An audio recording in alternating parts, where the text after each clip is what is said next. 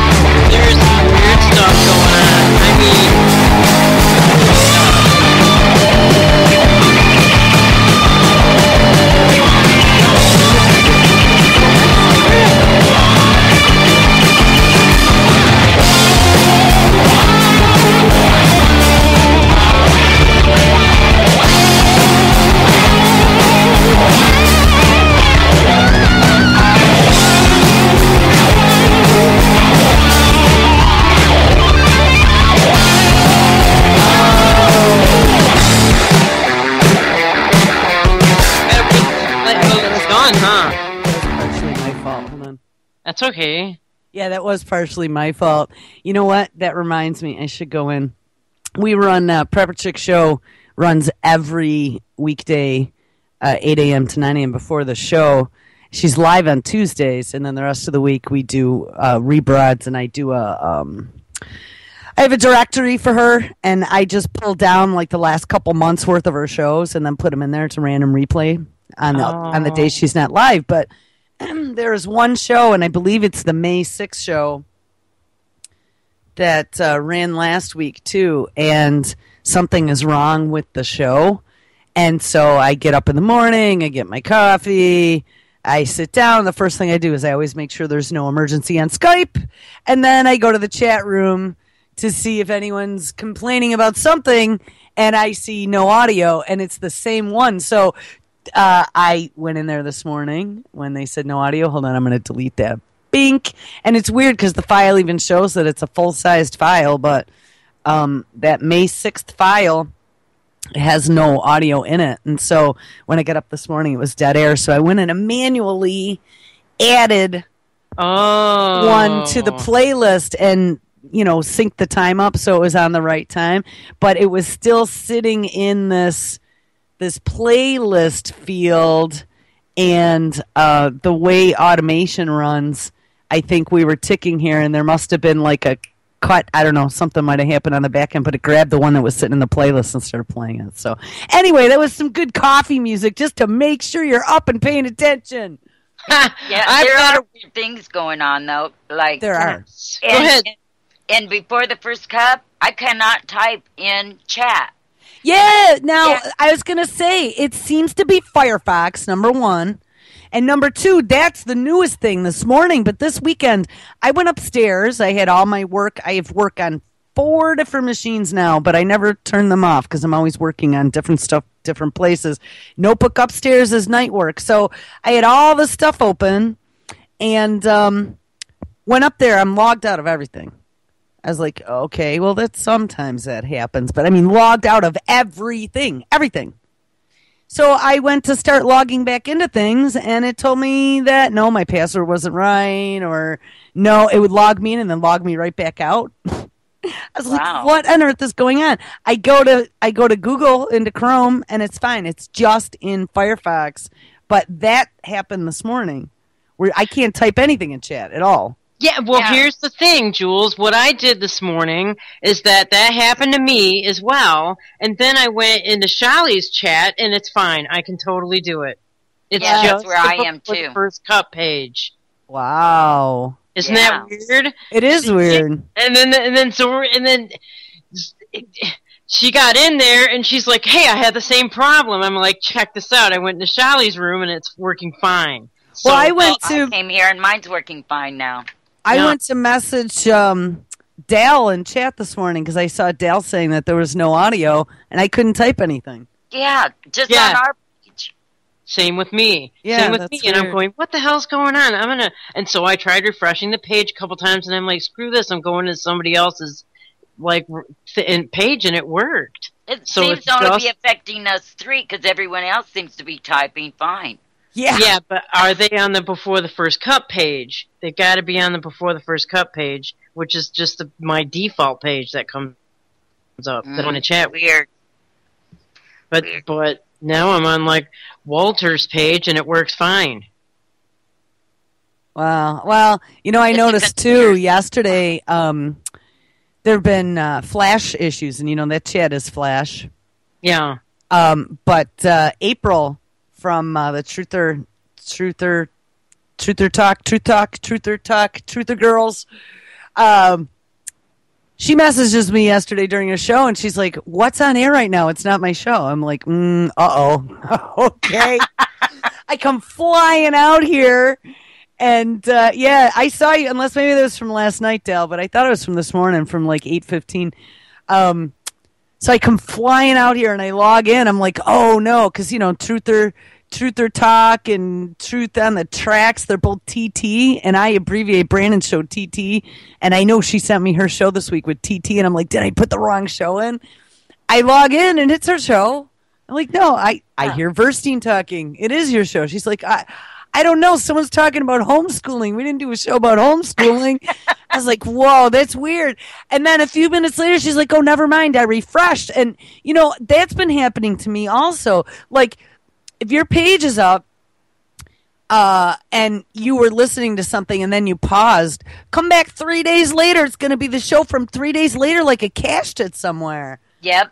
Now, Flash, I mean, you've seen like when they pop the little Flash box sometimes, like when you go to a website that's going to play a Flash video, it says, do you allow Flash to save cache or whatever on your computer? And you could say yes or no.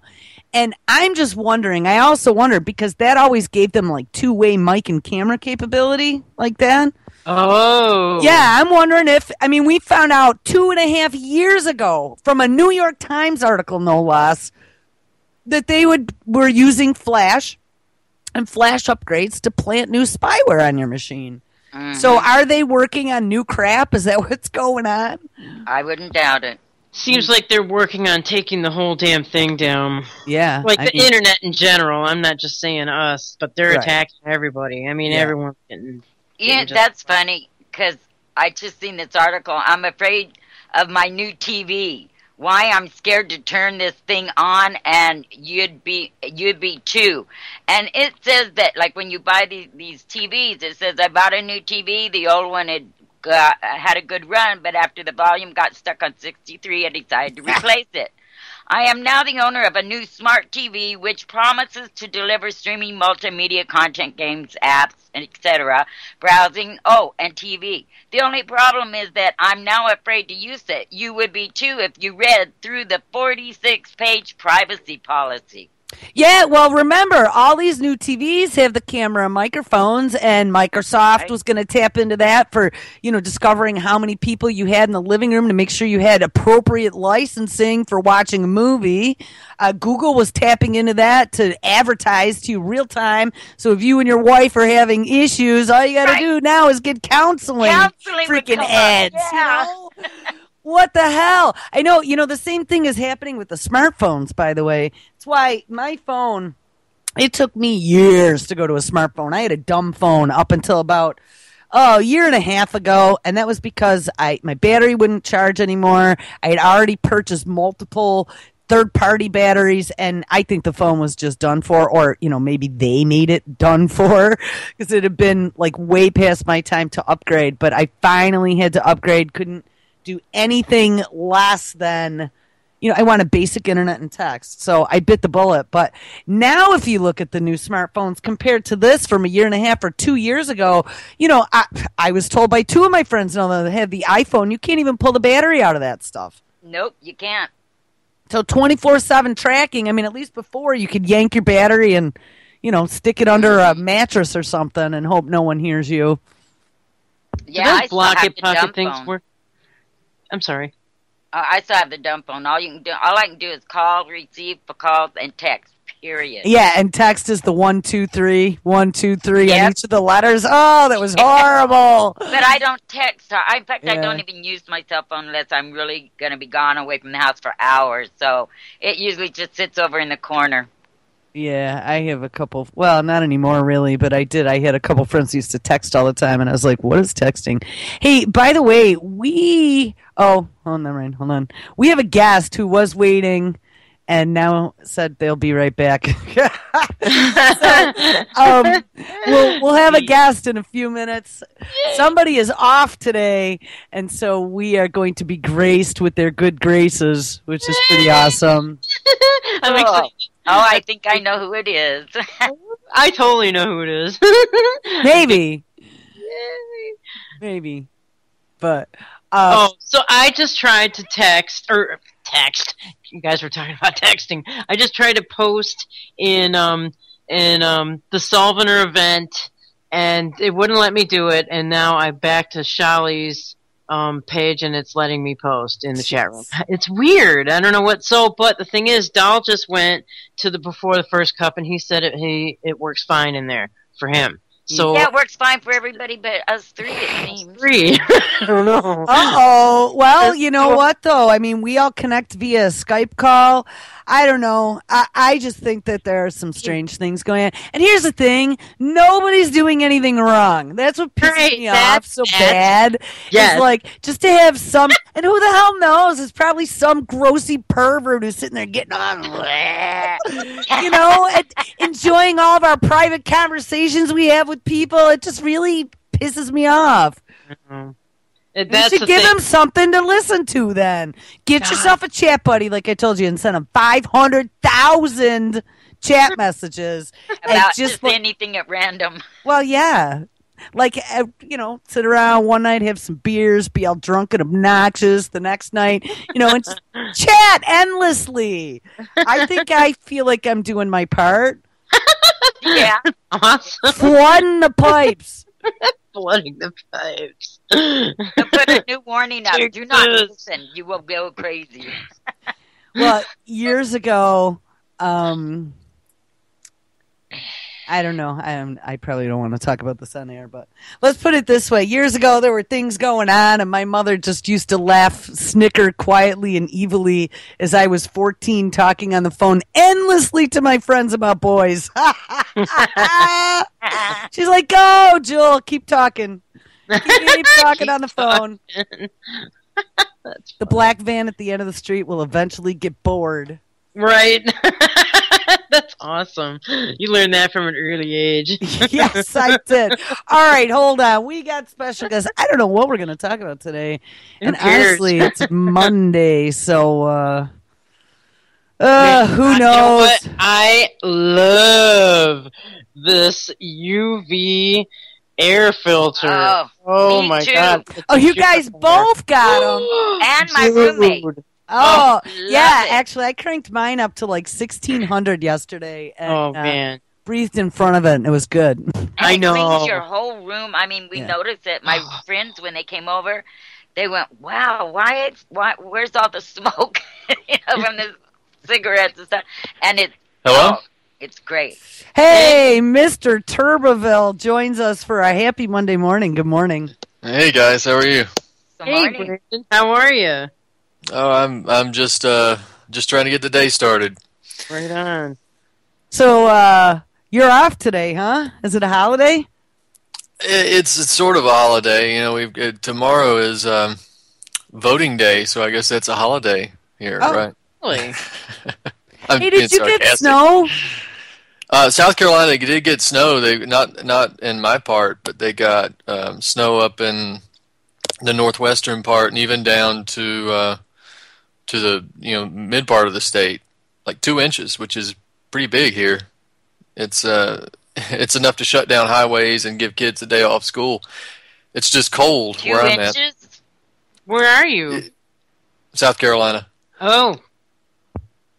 Yeah, we don't do the 2 feet of snow thing. We couldn't handle it. We'd have to abandon our land and Yeah, you guys would Migrate. all probably freeze to death. Oh man. Standing out the back door going, a shovel? What's that? Some places got 16 inches, huh? no 2 inches. Oh, 2 inches. Yeah, we shut down school for 2 inches here.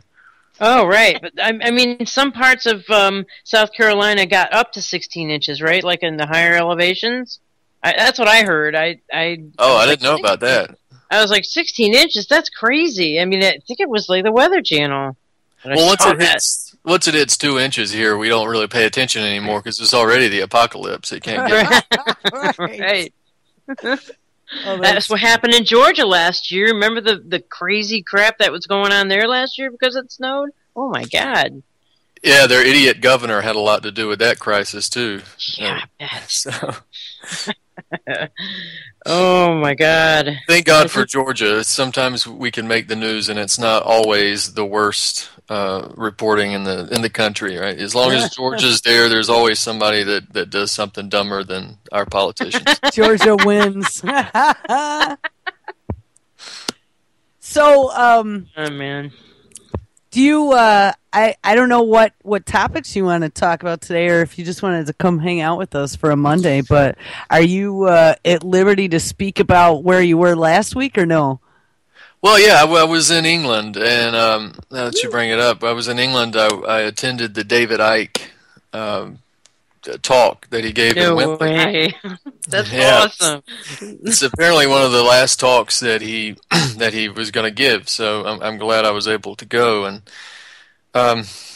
yeah, I mean, it was a great talk, and it was about 12 hours, and it was the arena was largely full. I mean, it wasn't sold out, I don't think, but it was pretty impressive. It's a big arena, and for somebody who was talking to 3 people in a hotel lobby at one point to borderline sell out Wembley Arena, it tells you that there is a number of people who are becoming more aware and awake than there ever has been.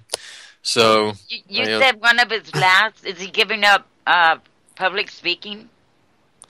Well, I mean, I don't want to speak for David, but I think he said on YouTube once that this was going to be one of the last talks that he gives for a while because he's just getting older, and it takes a lot of effort to put these things together. So, so what was special, I guess, about this? I mean, why couldn't he just like chill out next to the fire in his comfy chair and do a 12-hour YouTube video?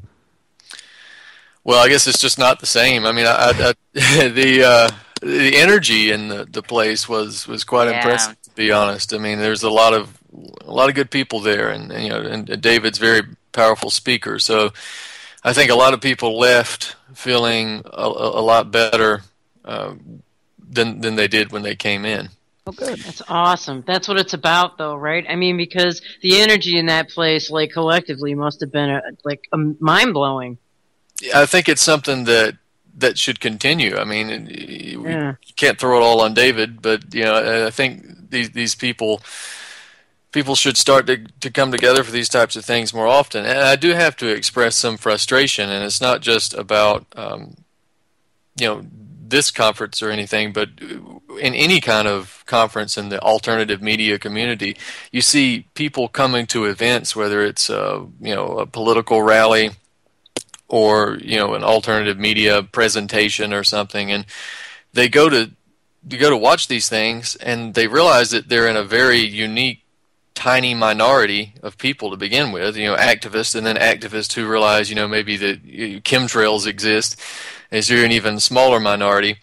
And people complain all the time about how, I don't have anybody to talk to, nobody understands. And then they go to these groups, and nobody tries to network with one another. That always kind of frustrates me.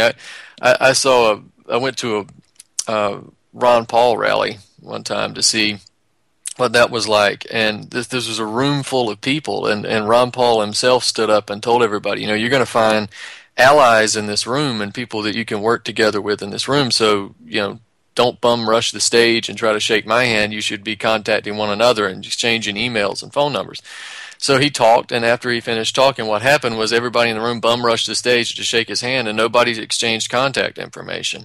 Wow. No way. So I think people need to realize that when you finally come into contact with people that share this outlook on life, and want to make the world a better place, it's probably a good idea to stay in touch with that person, because you could do more together than you can by yourself. So did you make new friends? Sorry. At our Tea Party meetings, we always started off with you turn to each side and you introduce yourself to the person on each side, get to know them, and everybody and it grows, and each week you meet someone new, and there's a really tight togetherness there because we do network. So some places do. Yeah, and it doesn't mean you're going to like the person and be best friends, but you don't know. You don't know until you meet them. But I got to say too, this is another observation. This is, England. I think you guys know has had a lot of problems with immigration over the last 10, 20 years. Well, especially the last 10 years, but over the last 25, 30 years, really, they've been flooded with immigration. All of Europe has, and the reports that you can hear about the problem of immigration in England are so much worse when you see it firsthand. Wow. When you see how that place has been changed culturally by diverse immigration, mainly coming from places like India, North Africa, some places in the Middle East, that culture's very far removed from the English culture. They've been brought in from all these other places, and it was intentional. And Tony Blair even admitted that he did this in order to destroy British culture forever. Sounds familiar. Yeah. And Ed Miliband, Ed Moribund, I guess we call him, but he said that he said the same thing, that this was all intentional. It was to change the face of Britain forever, and they've done it. Some of the areas in London, for instance, are 95% immigrant. Wow, and that's this insane. is a country that you hear a lot of this coming from certain circles that it's Europe's a melting pot, and no, it's not. It's never been a melting pot. Germany has always been Germans, and England has always been English. Yes. In fact, for hundreds of years there was no immigration at all. So it's a fantasy when we continue to hear these people say, "Oh, it's a melting pot." New York was a melting pot by necessity because that's where all the immigrants came in. But to claim that England was a melting pot and therefore they should open up their borders wide open to everybody who wants to come in, that's false. It never was. And so you hear these claims, for Africa for Africans, Asia for Asians, Europe is a melting pot, So the point is to destroy these Western cultures, and they've done it. They're bringing people in from the Eastern European countries that are under austerity and have been poor and had their countries destroyed for years. They're bringing them in to England as well. And if you complain about it, if the English people complain about the immigration issue, they're called racists. Right. And xenophobic. Well, just like our southern borders. Look, you can't get a job down in the southern borders unless you're bilingual. And that's the same goal, right? It's to bring in people who will work for cheap, and people who can always be treated as second-class citizens, but also they'll destroy the culture. You can't assimilate that many people. And with England particularly, they bring in, at least in the southwest of the United States, you have, if they're coming from Mexico, there's some common culture there, but still, it's still destabilizing. But in London, you have people coming from North Africa who have very little in common culturally with the British. And yet they're coming in, and because they're treated like second-class citizens, they have to stay in their own neighborhoods. They don't know English, and they're impoverished. They keep their culture. They don't try to assimilate. Why would they? And it's not fair to blame them because they're just trying to have a better life. I don't blame them at all. They were offered a welfare state in Britain. If you were in Libya, wouldn't you take that too? So. It's really a shame, though. And they've gone so far with political correctness and this sort of dictatorship of the mind that they've done to the people of Europe that they can't even criticize it. They can't even look around and say, "Look, I'm a minority in my own country," and otherwise they're called racists and xenophobes. Just like here. Yeah, I was thinking too, even in New York City with Ellis Island, one of the things that they did do is, they still separated out to their own neighborhoods. You have Chinatown and Little Italy and, all the different sections back in the day. Even my grandparents in Buffalo, Buffalo was very segregated at the time. Each ethnicity had their own side of town. Well, here too, like we have, like down south in Lodi and stuff, it's all Germans. And we have Chinatown and places like that too here. We got the Muslims in Dearborn. Well, I was reading too. Isn't there a bit of an issue now with Sharia law in England where they are? I know for a while there were quite a number of incidents where you had like gangs walking the streets trying to impose Sharia law on things that they saw on the streets. Yeah, there is. In fact, some poor guy got beheaded in London over the last couple of years, and this is a direct response to a direct result of bringing this type of people in. It's not that they're just opening the borders wide open. They're also recruiting certain types of people, the fanatic-prone people, to come in. That's why they nicknamed it Londonistan. Right, oh my God! You got to be kidding me! That's messed up. Dude. Hey, did you notice conquer. how beheadings are now becoming like the new normal? I mean, what the hell's going on in Oklahoma? The CIA's busy. Yeah, well, I mean, just one more thing on London. If you look at the Brixton area, there's a mosque, the Brixton Mosque there, which is notoriously run by the MI6 and CIA, and this guy Anwar al-Awlaki, that was allegedly killed. I guess the seventh time is the charm with Awlaki. And maybe he didn't do very well in that dinner that he had with George Bush before 9/11. But this guy was a notorious CIA agent, and he ran this mosque, and this is where you get a lot of your terrorists coming through, the Brixton Mosque. So many people had contact with him: the Fort Hood shooter, the shoe bomber, 9/11 hijackers. They had contact with him because he's a CIA agent and handler. So I'm not sure if he's dead this time or not. Wow, man. So there's the Brixton Mosque is CIA, MI6, period. And isn't it funny how the CIA seems to be involved in everything? Well, they are. Well, here's the thing, though, guys. What did they do before they pulled the trigger on all this? They disarmed British citizens. They disarmed them and said, you can't have guns. And then here they are bringing radical Islamists in by the droves and waves and hundreds of thousands. It's all totally by design. Yeah, it is, and again, it's destroyed British culture. I mean, England is not very English anymore. Oh, I'll speak for London anyway. Is not very English anymore. So that's a shame. But I mean, I'm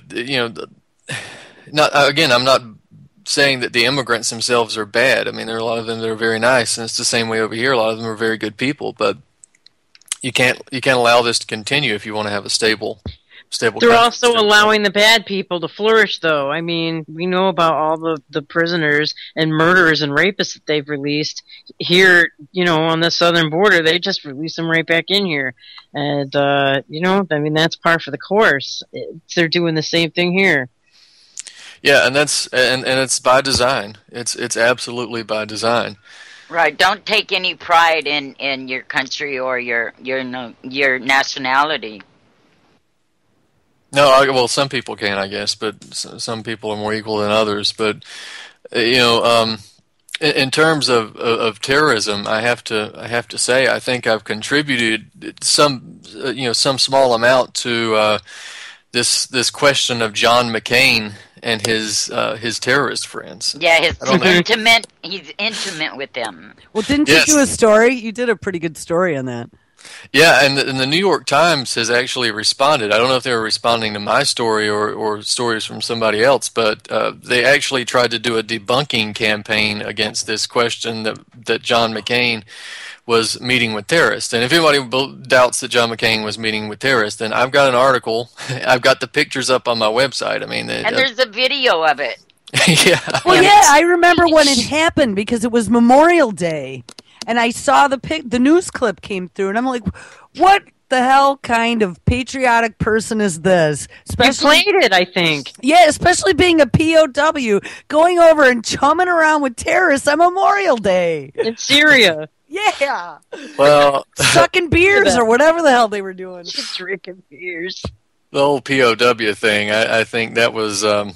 Yeah. A big farce too, but remember it was John McCain that after he came back from Vietnam and became a senator, the families, there was real credible evidence that there were still American POWs in Vietnam, and the families were trying to bring this information out and request the U.S. government to investigate and possibly try to get these guys back. And it was John McCain that stood up in Congress and fought against it and told the families they were disrespecting the soldiers for trying to get the soldiers back. Right, because he didn't want the truth coming out about all he did over there. Right. You know, actually, I just had a long conversation with a friend of mine a couple nights ago. You know, I heard Nathan last night talking with King for Mayor, his guest, his friend, on air about having conversations with friends that you have completely contrary views with, and how if you just be quiet and listen, sometimes you might learn something. And that's something I've always had a problem doing.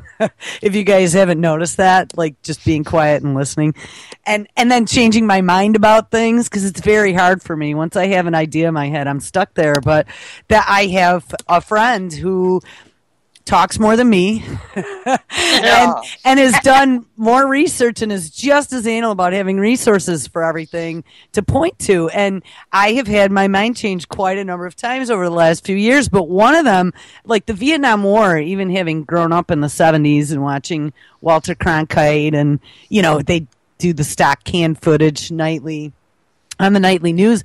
I had no idea that once we supposedly had quote unquote pulled troops out of there, that we'd been in there doing like one man operations with all kinds of crazy stuff for years later. Years and years. Absolutely. Yeah, we never probably leave. still are. Once we go somewhere, we never leave. Yeah, I don't think we do. Imperialism. Well, the funny thing about the New York Times debunking campaign against the question of John McCain's terrorist sympathies, they basically didn't provide any evidence, right? They just said, well, you know, this is internet conspiracies saying that John McCain was meeting with Abu Bakr al-Baghdadi, and they say that because he's meeting with the guy who looks like Baghdadi. Well, there's a reason he looks like Baghdadi. It's because he's Baghdadi. Right? Yeah. That's why he looks that way. And they say this is it's nurtured by conspiracy blog posts. So, so that must be you. Yeah, I'm thinking maybe that's me. But how did you get to imitate John McCain in that video that he did when he said he was intimate with these guys?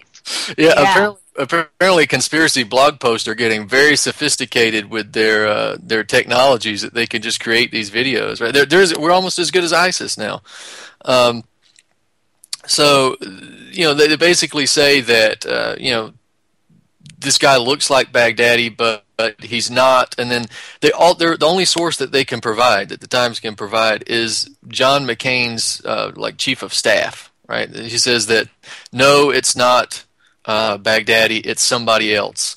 It's somebody from the Northern Storm Brigade, and which is funny. It's a hell of an excuse to say it's not Baghdadi, it's the Northern Storm Brigade, because the Northern Storm Brigade is a brigade of terrorists. Right. You know, they captured a bunch of Lebanese pilgrims, and then they've committed a number of atrocities. So either way you slice it, he's met with terrorists, and you know, just which level of terrorist, one's a leader and one's a smaller brigade. So, you know, it's still providing material support to terrorism. I don't think there's much difference. And he was saying we should support them by all means. Yeah, in fact, he went on. He was very upset at Rand Paul, and I don't like Rand Paul, but Paul was saying that we shouldn't get involved. This is when he was opposed to getting involved in Syria, not when he was supporting it. You know, he goes back and forth. So John McCain went on Sean Hannity's show, and I pulled up the quote here. This is what John McCain said. He says, "Has Rand Paul ever been to Syria? Has he ever met with ISIS? Has he ever met with any of these people? No, we're going to have a fight because it's patently false." He goes on to say, "I know these people. I'm in contact with them all the time, and he is not." Well, you're in contact with ISIS all the time. So, I mean, this is sort of John McCain versus John McCain here. Isn't that treason? The debunking campaign. I'd say it was. Absolutely treasonous. This guy has got a line of treason that follows him for 30 years. And his daddy helped cover up the USS Liberty thing, too. Yeah, I heard that. It runs in the family, I guess. No, it does run in the family. He's McStain. It's the McStain family. Don't forget, wasn't he the dude playing poker on his cell phone while he was Yes. negotiating like budget cuts. Budget cuts. Or I don't know, they were running us off another financial cliff at that time. Yeah. Oh my God. Yeah. So these pictures. I mean, I think you guys have probably covered it. I don't know if we talked about it the last time that I was on here a few months back, but these pictures are pretty clear. They speak for themselves. I've got 3 on my website, and one of them is John McCain in a room with a group of people, and then 2 others are him standing outside with a photo op. I've seen those. Yeah. And one of the guys, of course, is Salim Idris, which is the commander of the Free Syrian Army, which is well known for atrocities. This idea that there's moderate rebels in Syria, I think we've talked about this before on the show, this is just absolutely false. There are no moderate rebels in Syria. In fact, the New York Times, when they did this debunking article, would have done well to go back and read their own article from 2 years ago by Ben Hubbard, where he says there is no such thing as moderate rebels in Syria. So they would have done well to check their own Google search terms to see what they were reporting on that 2 years ago. But Salam Idris is the commander of the FSA. The FSA is notorious for imposing Sharia law on Syrians whenever they took over territories. They're famous for beheadings, famous for rapes. They're sort of the umbrella military organization for a bunch of different brigades. And one of the brigades that's under the FSA is the Farouk Brigade. And a gentleman that belongs to the Farouk Brigade is Abu Sakar. And this is the guy who cut out the heart of the Syrian soldier and then bit into it for the camera. Oh. And he's also the guy that's standing to the right of John McCain in one of these pictures. Yeah, of course. So I keep asking, wonder what that dinner tasted like. Wonder what they had for dinner at that meeting.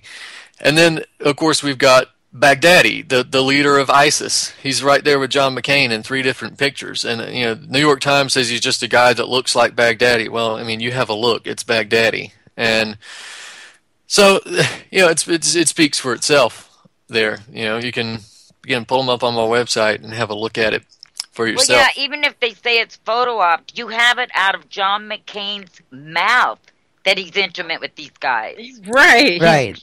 Like he was all proud of it. Yeah. How come he's John not McCain, in handcuffs?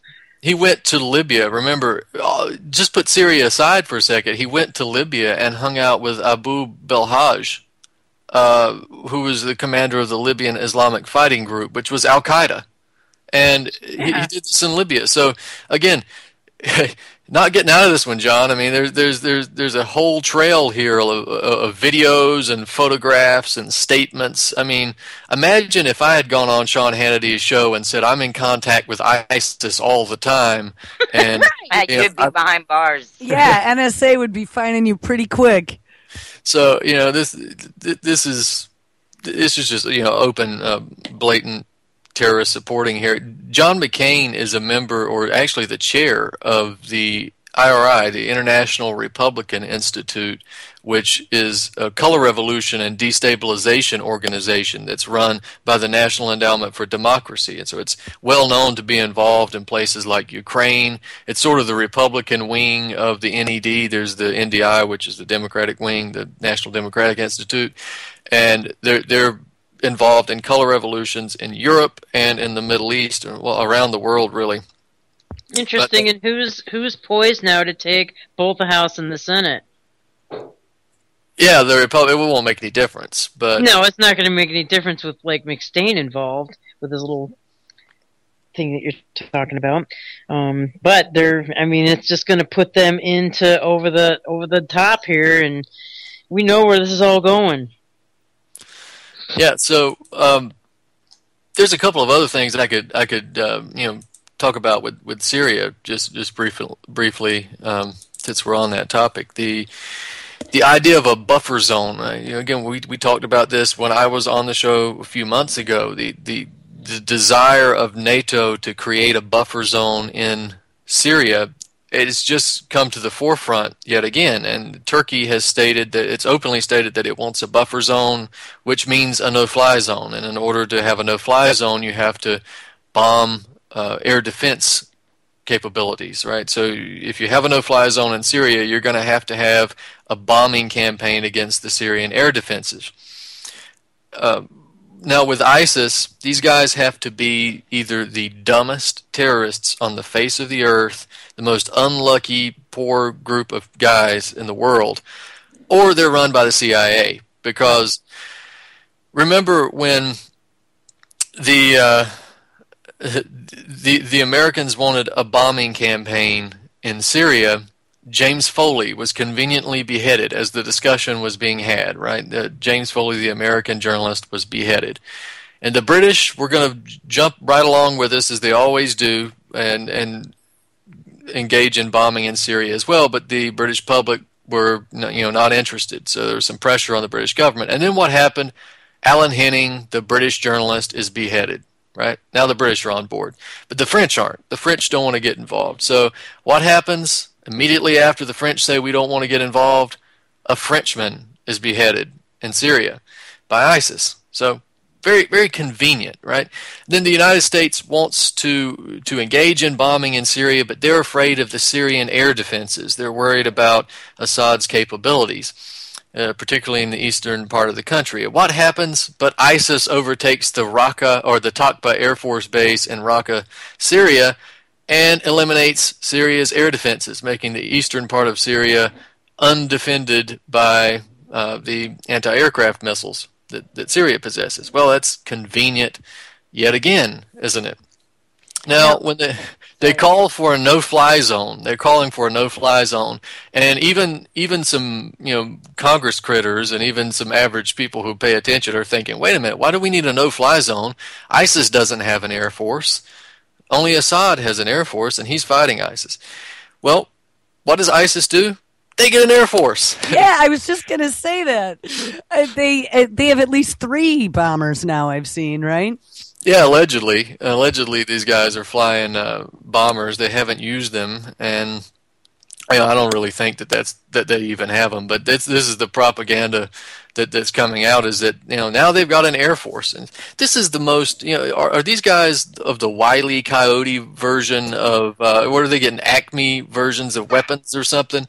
Because this is the worst timing in the world if you're a terrorist, right? Because everything you have done to this point has encouraged the Americans and NATO to strike you. Well, the answer is they are being run by the CIA, and the Americans are not striking ISIS. That's right. That's right. What people need to understand, these sorties that I think it's like over 6,000 now, sorties that we've launched in Syria.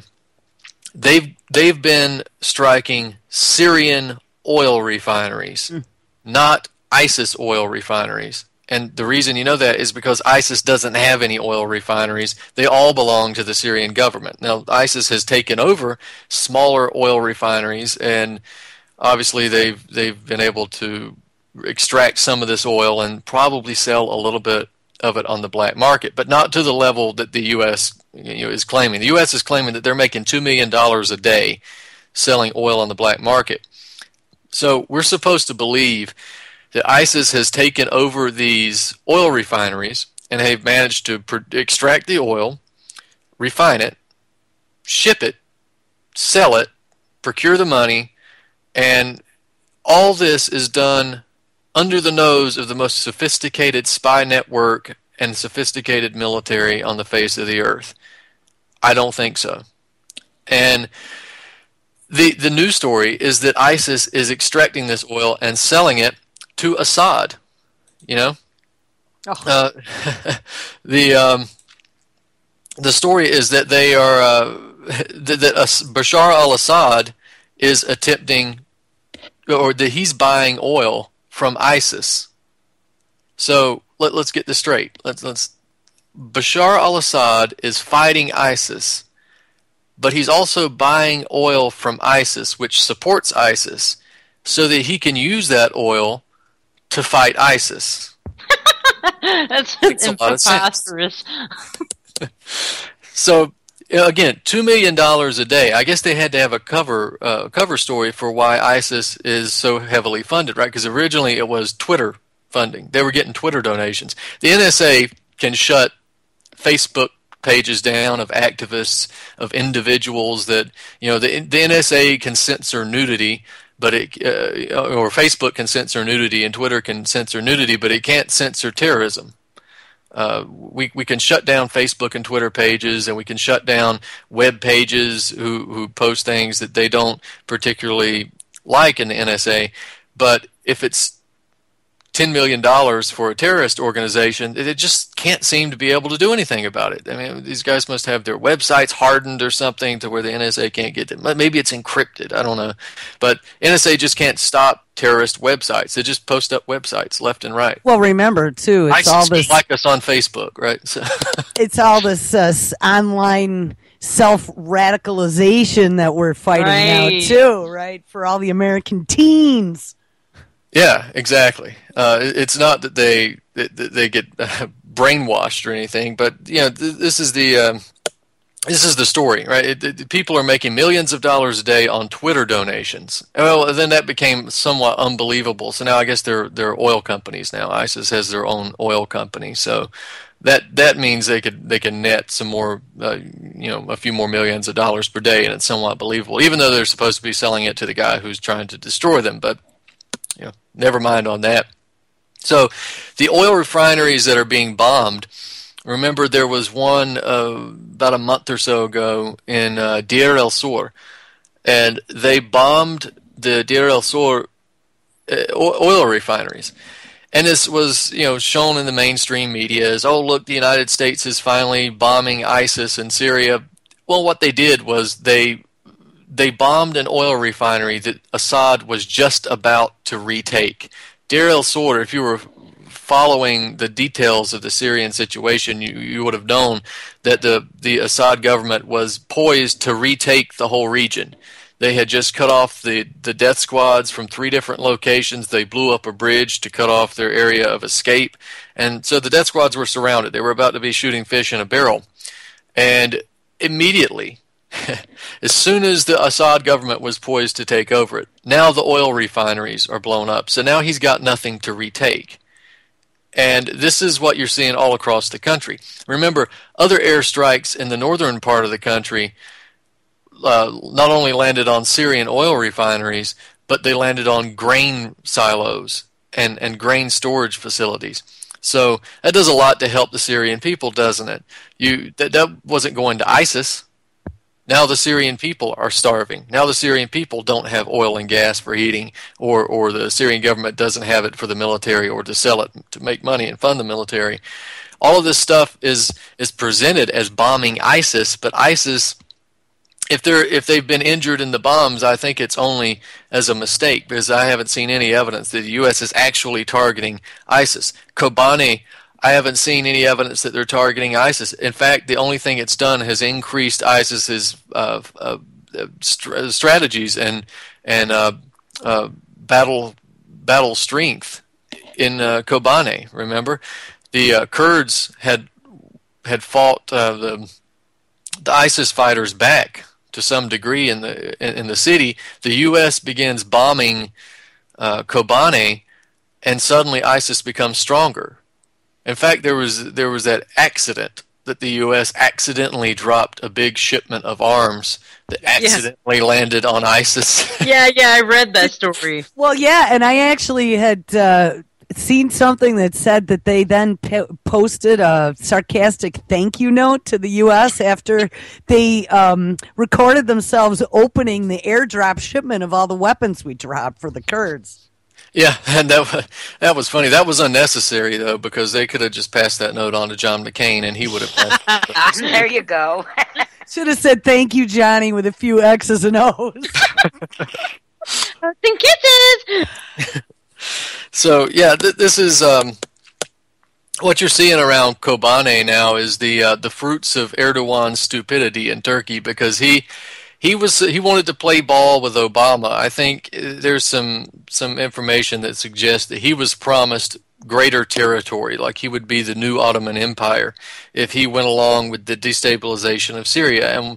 And what many of us saw a long time ago was that he wasn't going to get the new Ottoman Empire. He was going to lose territory because the Kurds were going to get destabilized. Well, congratulations, Erdogan. This is what you get for playing ball with Obama and NATO. Because what happened is that there's this area of northeastern Syria, northwestern Iran, and the eastern parts of Turkey, which is essentially made up of Kurds.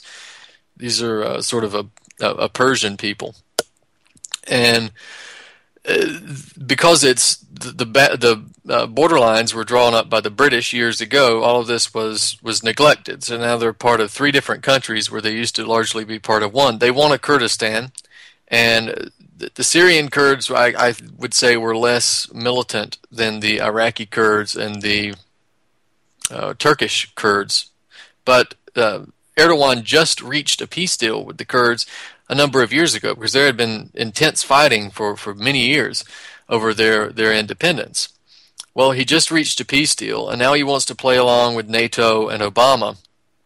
And what happens is that the Kurds are now raising their heads and saying, we've got our brothers in Syria who are being attacked by Western-backed death squads.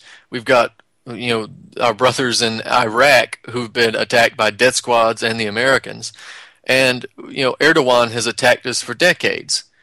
Maybe it's time to unite, because there's 3 different groups, across the borders. Maybe it's time to unite and finally establish a Kurdistan. And you can see the Kurds are starting to work together across borders more and more. They're starting to coordinate more and more, and they're starting to assert themselves militarily more and more. So we may see the formation of a Kurdistan pretty soon in the next few years. Wow. That's heavy. So where is Turkey at right now? Are they playing ball with us? I know that they were kind of holding out, and there was a lot of question as to whether or not that was because they had aided us in the very beginning for training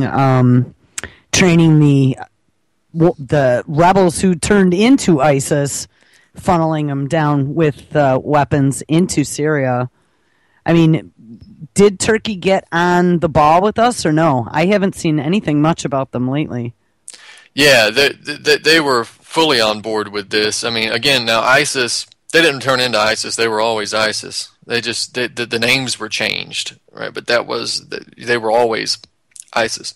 So Turkey has been facilitating these death squads since the beginning of the destabilization, since 2011.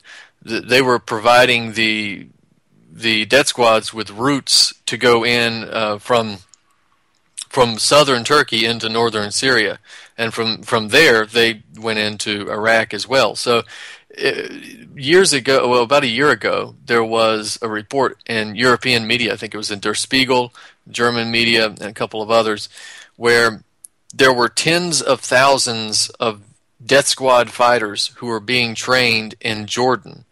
And they were being trained by the United States. They were being funded by Qatar and Saudi Arabia and trained in Jordan.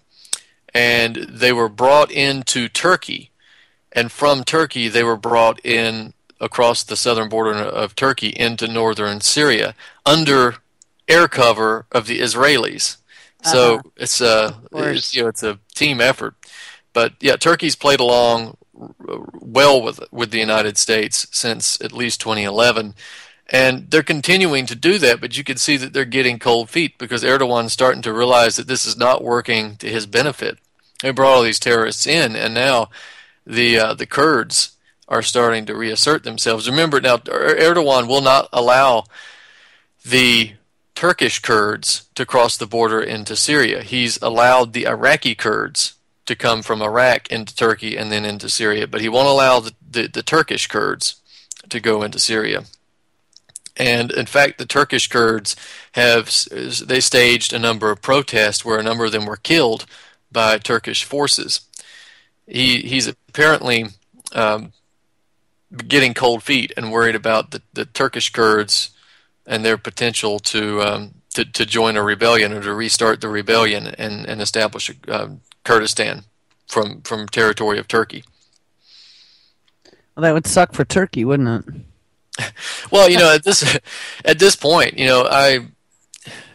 I don't have a problem necessarily with the Kurdistan being created. All these borders were created by the British in the the early 1900s or late 1800s, early 1900s. So they're all false borders, and that's another reason you get so much attention. Turkey has been fighting the Kurds for 30, at least 30 years, and all of this they don't want to be a part of Turkey. They don't want to be a part of Iraq, and largely don't even really want to be a part of Syria, although they've tolerated it because it's been a secular government that has been more open than the others. So, I'm not a fan of destabilizations. I certainly don't agree with that. But the creation of a Kurdistan, doesn't necessarily frighten me. Well, isn't that what Turkey gets for being in bed with Western governments anyway? I mean, yeah, they did it to themselves. Absolutely. And now that Iraq is completely taken over now by Western government, they don't want to. I don't blame them for wanting to have their own Kurdistan. I don't blame it at all. Yeah, so and this is not I said it's not the end of the world if Kurdistan gets this formed, but this is the method of forming it. Of course, the destabilization of Syria and 200,000 dead civilians. This is not a way to do it, but that's where we kind of find ourselves with that now. We also had another propaganda narrative that came out that Assad is now allegedly the new Hitler, because he apparently has concentration camps set up all throughout Syria that look very familiar to the ones in Germany in the 40s, and are very similar. So there's a number of photographs that came out recently saying that Assad had this concentration camp network, that there were tens of thousands of photographs showing starvation and torture of prisoners in Assad's prison camps. And I've got an article up about that too. It's propaganda. It's total propaganda. Typical Israeli psyops. Well, as the truth is coming out here in the United States about all the authorizations for torture of prisoners that we did, right? Kind of nice to sort of divert attention. Yeah, it's funny. I mean, you look at the pictures and you say, is that the Syrian concentration camp, or is that Guantanamo Bay? Okay, or is that exactly. So yeah, again, some people are more equal than others. Some can torture others, and it's enhanced interrogation, and others can do it, and it's the Holocaust. So, right, exactly. It's not enhanced interrogation; it's increased pressure. Yeah, in fact, when Turkey called for a buffer zone, they were keen to say that we don't want a buffer zone; we want a safe zone. So, the Dick Cheney method of diplomacy, right? Just change and everything's okay. But exactly. What people should look at about the photographs that were released recently. What's funny about it is that when I saw the reports, these things are out there, and then all of a sudden you start seeing them get shared all over Facebook. People are sending them out in email lists. They're on Yahoo News. They're on the New York Times website and stuff. All of a sudden, all at one time too. So just a coincidence, I guess. But turns out that these photographs were ones that I had written about last year. In fact, I had written about them twice because they've cropped up twice. Every time there's some major propaganda assault against Assad, especially if it's weak. We're bombing the Syrian oil refineries. Oh yes, and he's Hitler. So it's just easy to do.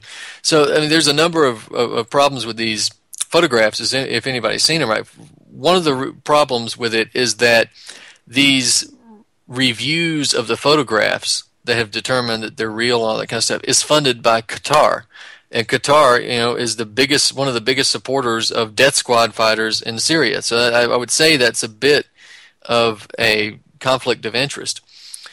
We also have, the source of these photographs being this alleged defected Syrian military police officer who says that he was given the task of photographing victims who were coming through the hospital, and it was his job to document the dead victims of these concentration camps for a few years. So he was apparently fine with taking the photographs of these people for over a year, and then all of a sudden he had a road to Damascus conversion. He just decided, I can't do this anymore, and I'm going to contact the Syrian rebels and give them the photographs.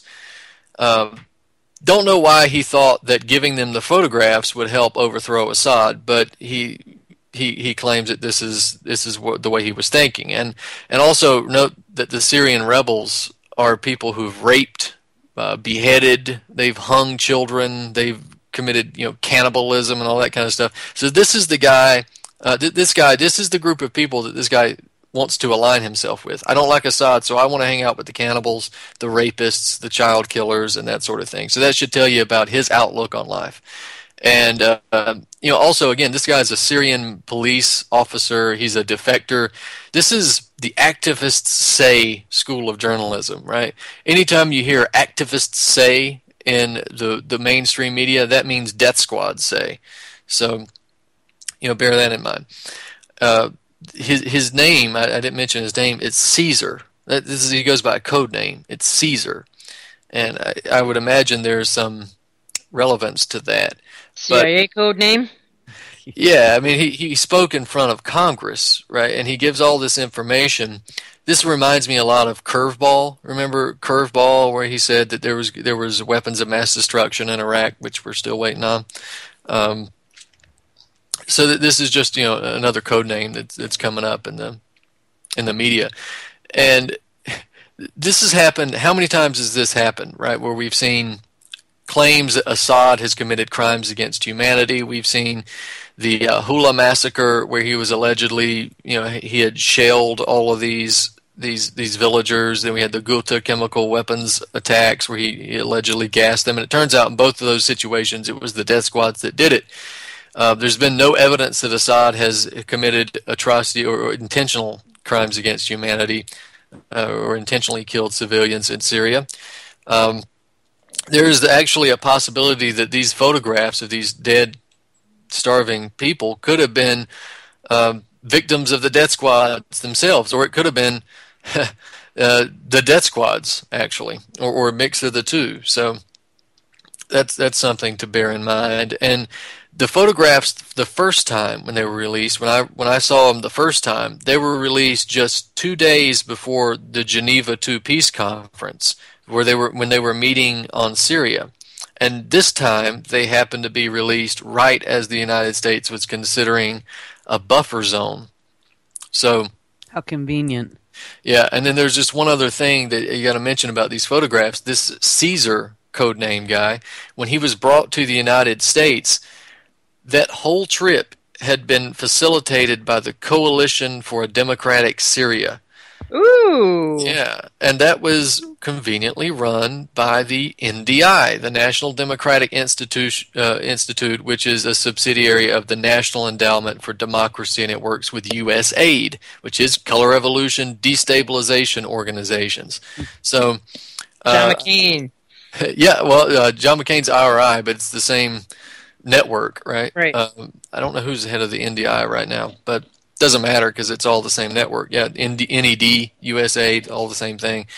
So I just thought I'd go through that list of the photographs, so in case they come up a fourth time, whenever we're considering some type of bombing campaign, people can be ready for it.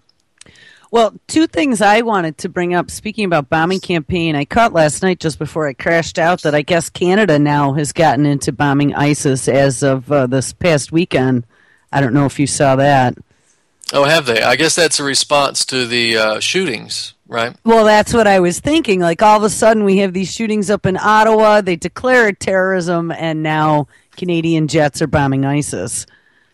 You know, again, I have to say ISIS made yet another convenient bad PR strategy by committing attacks in Canada now, didn't they? Because now Canada's involved. Yes. Yeah. And in New York City, I guess they were blaming that axe attack on someone who was radicalized. Did you see that? And now they're talking about ISIS maybe weaponizing Ebola.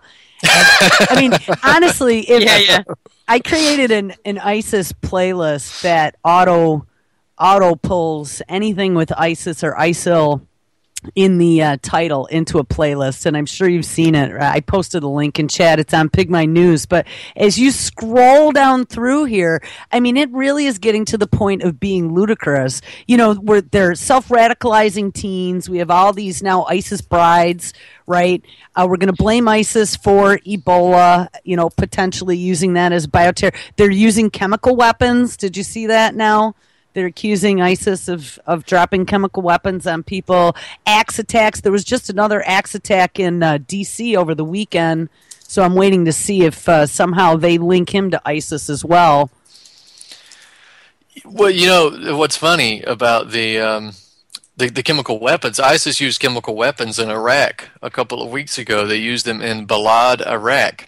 Now, when it was alleged that Assad used chemical weapons, it was the end of the world. It was the apocalypse, and we had to mobilize NATO and all of our allies to have an outright invasion of Syria. But when the death squads and when ISIS uses chemical weapons in Iraq, crickets.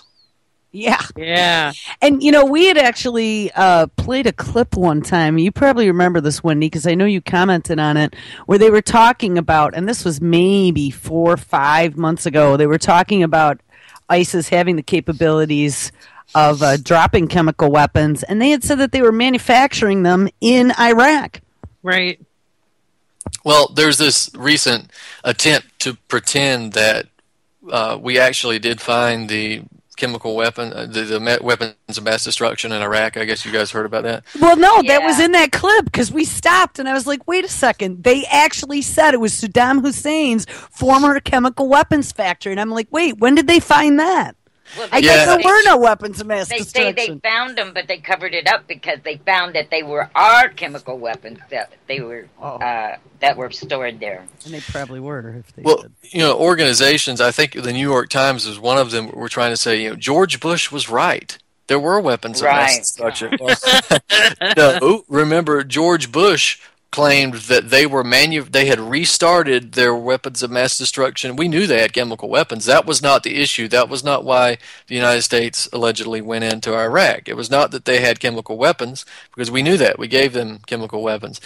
The reason we were given was that they were restarting their chemical weapons laboratories and manufacturing capabilities, and that they were manufacturing chemical weapons on the backs of flatbed trucks, and they were intending to put them on warheads and I guess, I don't know, take over the world or something. And that is not what they found in Iraq. What they found in Iraq was chemical weapons that were so old that they would fall apart and kill you if you tried to use them. So, no, George Bush wasn't right about anything. Yeah, weren't they like really old mustard gas or something is what I remember reading. Yeah, it was stuff that really would have been too dangerous to actually try to implement. The chemical weapons that the death squads used in Iraq were chlorine weapons. Yes, they were chlorine. That's not really sophisticated, right? You take a canister of chlorine and you attach it to a warhead, and there you go. You know, you got a chlorine weapon. And this is the same thing they used in Syria, where they engaged in chemical weapons attacks in Syria. I think there was one right around the same time of Ghouta where they blew up chemical weapons of chlorine gas. It causes a cloud, basically, when it explodes. It causes this big chlorine cloud and kills people that way. So, yeah, I mean, it's not the end of the world, I guess, when ISIS does it. But what's funny is that after the shootings in Canada, I was in England when all that was taking place. But after the shootings, I continued to hear this argument about blowback, right? This is coming from a number of people who are popular in independent media circles and stuff, that this was an example of blowback. It's an example of what happens when you meddle in other people's countries. You essentially create terrorism. And the Canada shootings were a direct result of Canada's willingness to cooperate with the United States on a number of imperial policies. Well, blowback might work for some people in the alternative media who look at this and say, this is a celebrity that says we're this is a result of blowback, and we want to use this to promote our cause. But blowback is weak. Blowback is a lie, right? This blowback theory has to be done away with, because that is leading you off the trail. When somebody argues that this is just blowback, that this is the result of imperial policies, they're painting themselves into a corner, because the timelines don't necessarily match up, right? Not all of these attacks are the result of blowback. We weren't in Iraq before 9/11. We weren't in Afghanistan before 9/11. So if you're arguing blowback, you have to go on this historical race to find what happened first. Was it the chicken or the egg? Was it the terrorism, or was it the imperialism, or what? And they don't always match up. So it doesn't always work, depending on your argument.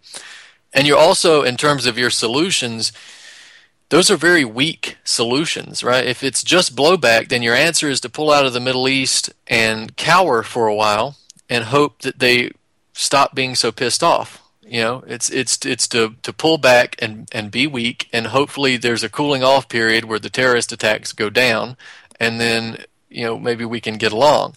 And if you're a victim of a terrorist attack, or if you're a future victim of a terrorist attack, that's going to fall on very deaf ears. And the reason I point that out is because you got people like Noam Chomsky, Gnome Chomsky, and Glenn Greenwald. These are people who have attacked 9/11 truth every time they've been asked about it. And that's because they're absolute shills. They are, they are what they are. Right? They want to go with blowback because that covers up the truth about the fact that you want to get at the root of terrorism. It's because it's created by intelligence agencies. Exactly. It's not blowback that did it. It's because the CIA put them up to it, right? Ask Gnome Chomsky whether or not there was more than one shooter in Canada, because the reports were that there were 3 shooters. In the beginning, absolutely. I remember that. I do too. We should ask Gnome Chomsky how World Trade Center 7 fell. Or maybe we should ask him how 7 of the 19 suicide hijackers are still alive. He's got no answer. All he can say is he can ramble for a few minutes of really profound senility, and then he can come up with excuses of, it was blowback. It was our imperial policies. And the answer, of course, is anarchy or something. All of this it's just dumb. And Glenn Greenwald is just like that. Michael Moore, he's another one. It's blowback. He was famous for he promoted the incompetence theory, which is very similar to blowback. It's Bush is an idiot, and therefore he failed to prevent the 9/11 attacks. Well, Bush might be an idiot, but the intelligence agencies aren't, and Bush's idiocy does not explain how Building 7 fell. It doesn't explain how no plane hit the Pentagon and there was still a hole in it, and all of that kind of thing. So doesn't explain how the inconsistencies of the 7/7 bombings. It doesn't explain a lot of these things. The World Trade Center bombings of '93 or the Oklahoma City bombings doesn't explain all those things. What does explain it is when you understand that Al Qaeda, for instance, was created in the late '70s by U.S. intelligence, by Zbigniew Brzezinski, who was a major part of it. When you understand that, and when you understand that it was used all throughout the subsequent decades, then it becomes clear that it's not blowback. So I did a little article on that. And, I think that's important for people to just stop buying into this blowback stuff. This is gatekeeper argument. This is an argument to give people who are anti-war and who don't want to go to war but don't fully understand how things work. And to them, blowback seems reasonable. It's our fault for meddling, and if we stop meddling, then terrorism will stop. Well, no, you won't, because if you stop meddling, all these things go hand in hand, meddling and terrorism. The terrorism is created so you'll meddle. And this is, the gatekeeper stuff has just got to stop. People have got to stop buying into this. GNOME wants you to believe that it's just bad foreign policy, but it's not. It's intelligence agents. It's probably the same people who fund Al Qaeda. They give money to Noam Chomsky as well. So Ron Paul and Rand Paul also talk about blowback, don't they? they do. Mm-hmm. Yeah, and I do not accept this blowback argument. You don't understand what terrorism is all about if you're arguing blowback. Or history. Well, terrorism alone, look at the power just the word has given them. Yeah. Well, it's now we get an emotive response. We all kind of know what it is, but we don't know anything about it. Whenever they say terrorism, we all know to be afraid, and that it involves the loss of our liberties, and that it should involve the loss of our liberties, but we don't quite understand what it is. And the fear that never ends. You know, here's the one thing, too, that I find interesting. A story came out on RT back on the 23rd titled, U.S. Arms Sales Soar Amid War Against ISIS. Well, of course you knew that was going to happen. We were talking about that for months. It's Q4 profit-taking for Congress and everyone else that's invested in the war machine. Exactly. Yeah, it's millions of dollars that we've already spent. I think it's like $1 million per missile that we fired in Syria so far.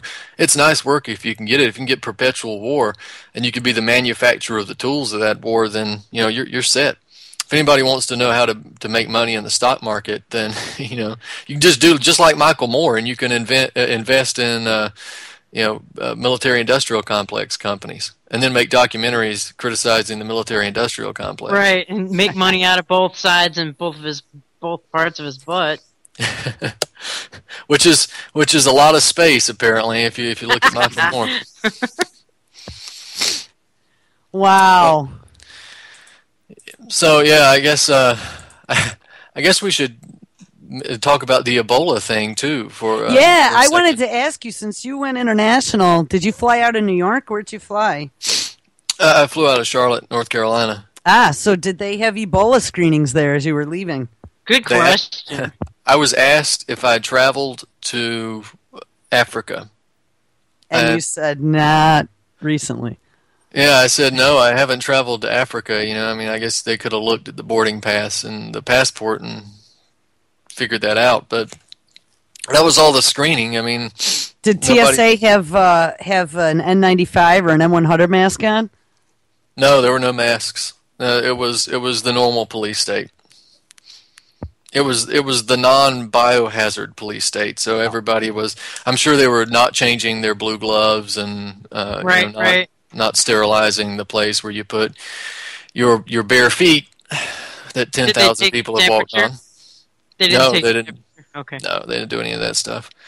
And you didn't get an up close and personal pat down in a back room anywhere.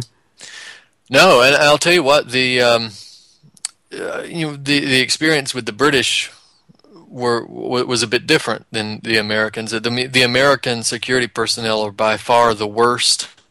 They're rude, they're obnoxious, they're just low IQ morons who bark orders at people and treat you as if you're a terrorist. The British did much better. I'm not saying that there's not bad experiences in England, or that there's not places where it could be worse, but the Americans were by far the worst in terms of barking orders and just being brutes. It's kind of what you'd expect, Power tripping assholes. Yeah, they were really on the power trip, but I didn't get much in terms of the Ebola. That I didn't really hear anything about it, to be honest. And on the plane, just a question about African travel, and none of the passengers made any Ebola jokes. Yeah, I was going to ask that. You would have been grounded. Yeah, I like funny jokes sometimes, but there are times when you don't. When you just don't make the joke, So really, people in England weren't talking about like, oh, Ebola, we're scared. The media there, I mean, was it hyped up as much as it is here? No, it didn't seem that it was hyped up as much because it was in the media. You could get the Metro paper in London, and it was on the third page, but it wasn't the first page of everybody's going to die. Ebola's here. There's a new case in Blackheath somewhere. It was on the third page. It seemed a little more dramatic here. Interesting. But most things are more dramatic here than in England, so they're not going to. It's a different culture. They're not going to make everything the end of the world over there. Right. But you guys mentioned ISIS allegedly weaponizing Ebola, and that claim first surfaced from Joe Wilson of South Carolina.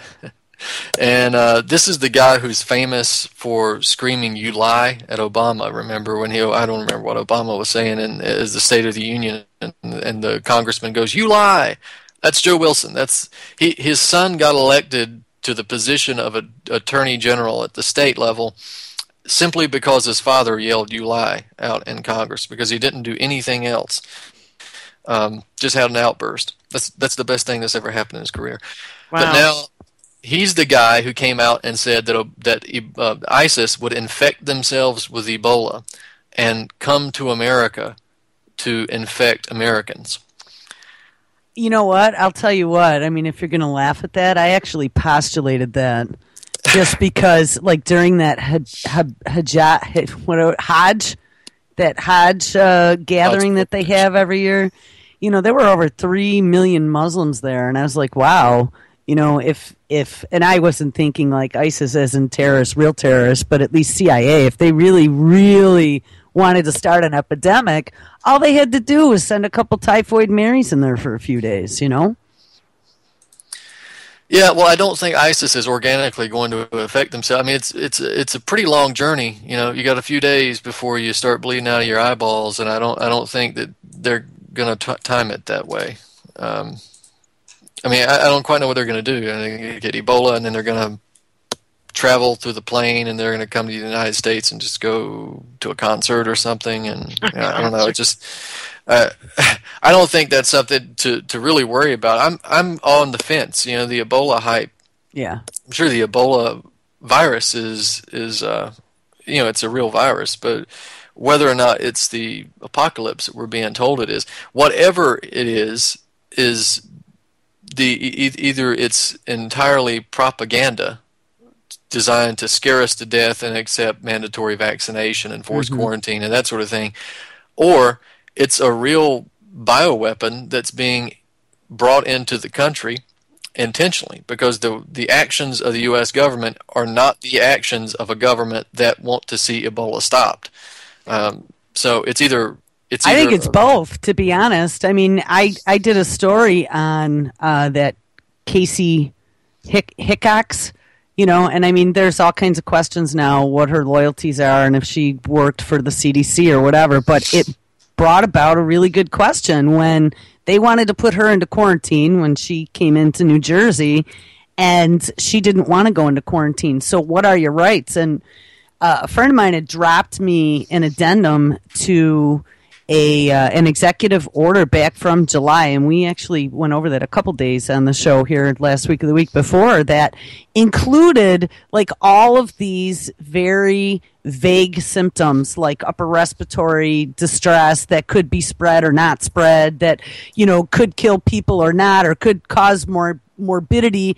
And it really kind of opened it up to the fact that if they wanted to put you somewhere, did they really have to show lots of proof that you were sick? Now, I watched a clip from over the weekend with the Judge Napolitano, that was asking that very question, and he was saying that, I mean, in my story, I had kind of looked at the legality, and you really didn't have much recourse. You could get a lawyer, pretty much, is what it was, and they had to tell you what they were locking you up for.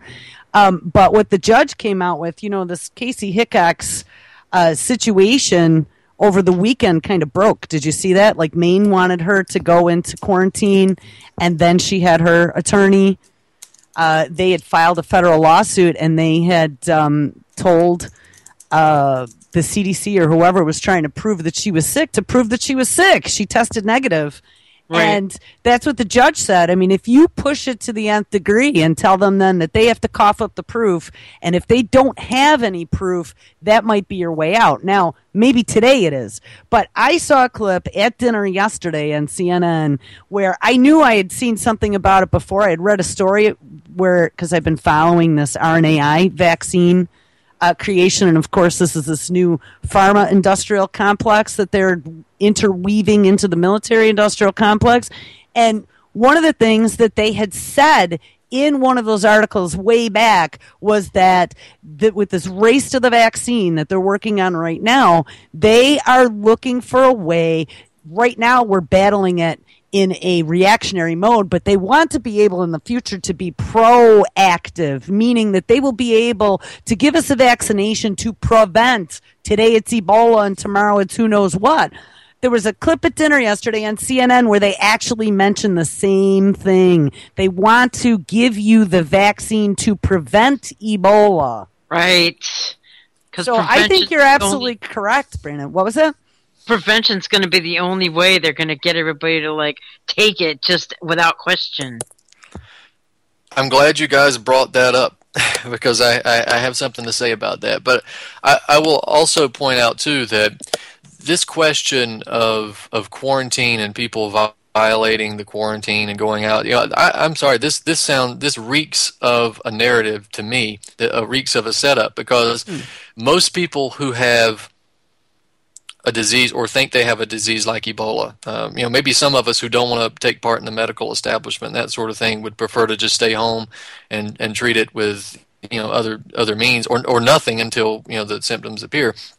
But most people, generally, if they're told you may have Ebola, we need to quarantine you. You stay at home and you don't have to go to work and that sort of thing. Most people are going to jump on that. They're going to stay at home and be reasonable and not go out and potentially infect other people. But what you have in this instance are people who have been told they may have Ebola, please stay home, don't go out, and they go out and they get on the subway. Or they are scientists and doctors who've worked with the disease, who know the disease and know the consequences, and still go out and get on a bike and ride around town just because they don't want to be stuck in their house for 2 days. That's what I said. I said that, if this woman had actually laid eyes on dying, bleeding out patients, you wouldn't want to bring that out to, your neighborhood. I mean, it's ridiculous. Yeah, and to me, Hippocratic oath too. I mean, if you really were a healthcare professional, you wouldn't be doing that. No shit. Exactly. And this, to me, this is one of two things. Is perhaps maybe she knows that it's nothing to worry about, or maybe this is part of the narrative, right? And I think this is probably it, which is we have a disease that is contagious and that it's deadly, and we're going to ask people to be reasonable and not try to violate their rights, and people just won't be reasonable. And people just are determined to go out and infect people, so we have to come up with this plan to force people to be quarantined and that sort of thing. So it just reeks of some type of narrative that's put out there for us to see, people won't be reasonable, so we have to have laws that violate rights. This is like the Patriot Act or something. Absolutely, right. And I think I don't think we've seen the end of this at all. All the law is based on precedent, and so she won this time, and maybe they're just going to do it for ratings, have this volley go back and forth. But eventually, you are going to see something. I mean, why would Obama be inking executive orders? I'm telling you, when we read through that addendum, it could really be just about any wintertime illness could be considered something that's contagious. And they even said, well, this doesn't include the flu at the end, but tomorrow it might. At the very end, it says that. Yeah. It's a deletable last line. You know what I mean? Well, and the thing is, two and a half years ago, didn't we have the emergency pandemic of the bird flu? So how weird is that they included that in there? Exactly. And it doesn't really matter, too, because the symptoms of the flu are very much like the symptoms of Ebola. Ebola, To absolutely. begin with, and by then, if they grab you, throw you in a quarantine room or a camp, and they stick you with a vaccine, it's too late. By the time they realize it's the flu. Well, It's the we flu, just right. play the numbers game, I guess. But yeah, I just wanted to talk about the prevention of Ebola, right? So all of this stuff about whether or not it's real or whether or not it's kind of a conspiracy that whether it's a bioweapon or whether it's just a propaganda narrative or whatever it is, right? Let's assume for a minute that it's real and that it's actually infecting people here. One of the things I think, just to get programmatic, is that if you want to look at preventing disease, then you've got to look at living standards and look at the world we live in today, right? I mean, anytime somebody talks about a pandemic, one of the first things that they want to go back to is the Black Plague or the Spanish flu. And if you look at the Black Plague, that happened in the 1340s? Yeah, I think it was the around 13. 1340s. And what this was, it came in from some of the Mediterranean ports in Europe, and it came from the Middle East, from the Levant areas. And what you had was, at the time, the domination of Europe and the Mediterranean areas by bankers, particularly Venetian bankers and bankers from Genoa and that sort of thing. And they were imposing very harsh standards of usury and essentially austerity. They caused a lot of pressure on sharecroppers, on farmers, and any kind of people, any kind of worker who was producing something of value, right? Whether it was materials or whether it was food. So it was essentially austerity. It was the IMF of its day. So you had austerity all over Europe, and you also look around Europe and you notice that in the years before, during, and after the Black Plague, they were full of wars. Some of them were larger wars, some of them were smaller wars, but Europe was engaged in constant warfare throughout those years. And in addition, we had France in particular, but Europe as a whole, were dealing with famine for a few years leading up to the appearance of the disease. So, in other words, what I'm saying is that you had low living standards, you had lack of nutrition, and you had warfare and stress and that type of thing. And that set the conditions for the spread of the Black Plague. Now, when you talk about the Spanish flu, 1918, you have the same thing. It comes on the heels of World War I. You have famine all over Europe.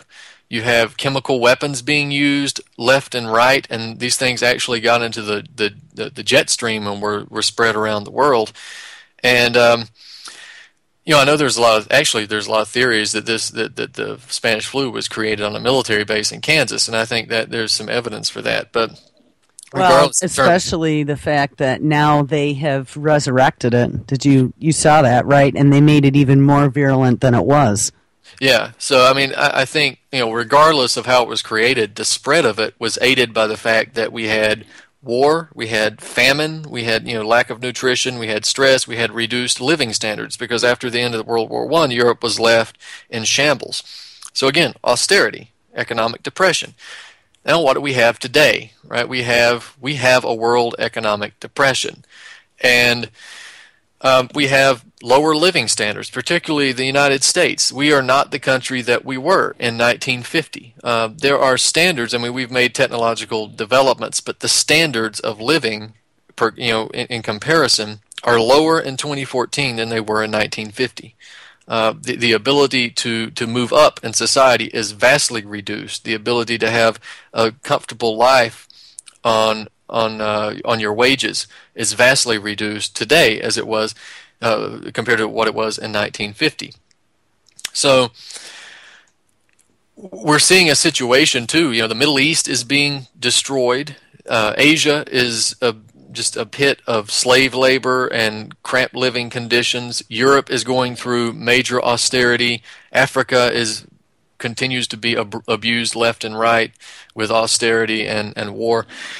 So you've got a situation where the world is basically in a depression and it's experiencing famine, although a lot of that is just basic austerity induced.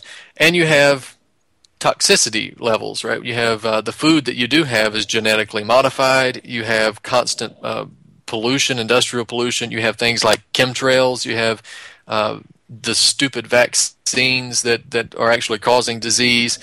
And, of course, the war and that sort of thing, the police states, all this stuff. It exists today. As we have these conditions that are ripe for a pandemic to begin with. And when you look back at history and you see what reduced disease, it's not vaccines, it's not drugs, right? And it's not police states. What it is greater standards of living, higher standards of living, clean water, better sanitation, sewage treatment, cleaner air, good food, and access to the food, right? That is what ends disease. It's not vaccines, it's nutrition, it's higher living standards, it's less environmental and personal and global stress. That's what history shows. Right? I did a talk about 6 months ago where I went through the historical rates of vaccination, and you can see that while the CDC might give you these charts and say that the diseases went down as vaccinations were introduced, you actually go further back and what you find is that the diseases were already on a dramatic decline before the vaccines were introduced, and that was because of really the labor movement and because of increased sanitation, better sewage, cleaner water, that sort of thing, and also because people were no longer working 16-hour days, 7 days a week. They were working 8-hour days, 5 days a week, and that sort of thing at higher wages. And you can see that as living standards increased, disease went down. Nothing to do with the vaccines.